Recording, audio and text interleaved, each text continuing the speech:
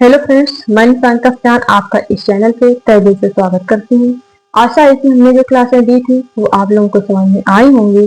तो मनोविज्ञान के संप्रदाय के अंतर्गत हमने संरचनावाद का संप्रदाय, प्रकारवाद संप्रदाय का अध्ययन कर लिया था। इसके बाद हमने व्यवहारवाद का भी अध्ययन कर लिया था। आज अपने इस सेशन में हम समग्रवाद, जिसको गेस्टाल्टवाद का संप्रदाय कहते हैं, उसका अध्ययन हम करेंगे। तो इस सेशन की शुरुआत करने से पहले मेरी एक पंक्ति है, यही जज्बा रहा तो मुश्किलों का हल भी निकलेगा। जमी बंजर हुई तो क्या हुआ, वहीं से जल भी निकलेगा। ना मायूस हो ना घबरा इन अंधेरों से मेरे साथी, इन्हीं रातों के दामन से सुनहरा कल भी निकलेगा। इन पंक्तियों के साथ हम अपने सेशन की शुरुआत कर रहे हैं।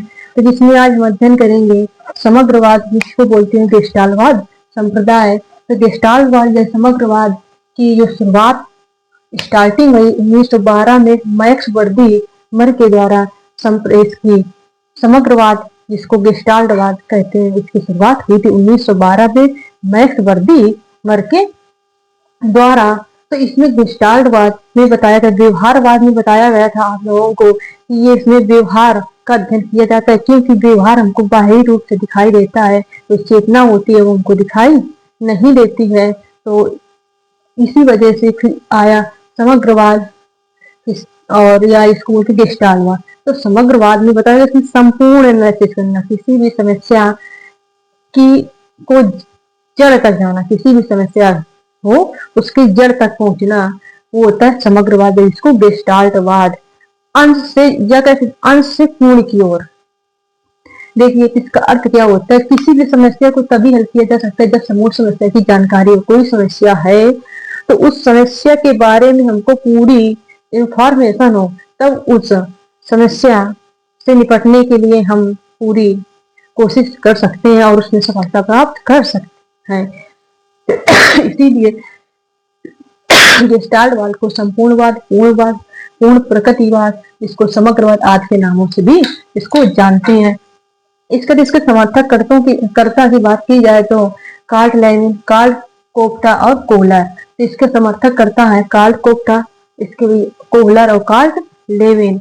गेस्टाल्टवाद एक संज्ञानवादी संप्रदाय है, क्योंकि यहाँ नॉलेज का एनालिसिस किया जाता है, समस्या का समाधान की जानकारी, संपूर्ण मतलब समस्या की जानकारी का अध्ययन किया जाता है। ठीक, तो आशा है कि आप लोगों को ये सेशन समझ में आया होगा। यहाँ पे संपूर्ण का तथ्य है, इसको आपको याद करना है केवल। और आप लोगों को अपने अगले सेशन में हम संज्ञानवादी संप्रदाय है जो आपका, जिसको निर्माणवादी बोलते हैं, और इसके बाद और आपके हैं, उनका सभी का अध्ययन अगले सेशन में करेंगे। तो आशा है कि आप लोगों को ये सेशन समझ में आया होगा।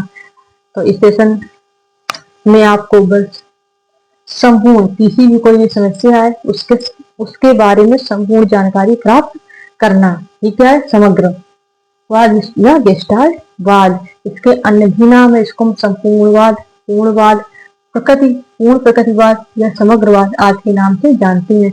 इसके लिए इन्होंने समग्रवाद में बताया गया कि आप किसी भी चीज का एनालिसिस करना है, किसी भी समस्या का जानकारी प्राप्त करने है, तो इसके लिए शिक्षण सूत्र क्या, पूर्ण से अंश की ओर। इसमें जो शिक्षण सूत्र यूज किया जाता है वो पूर्ण से अंश की ओर, पूरे को लेकर फिर वो छोटे छोटे भागों में उसको तोड़कर उसका हल निकाला जाता है। कोई समस्या है आपके पास, ये आपके पास इतनी बड़ी समस्या है, इसके बारे में पूरी जानकारी प्राप्त करके उसको अंश अंश में तोड़कर प्राप्त करना ही समग्रवाद है, ठीक है। तो आशा है आप लोगों को इस सेशन समझ में आया होगा, और अगले सेशन में हम आपको और जो संप्रदाय बच्चे उनका अध्ययन कराएंगे। Thank you so much, take care, bye bye.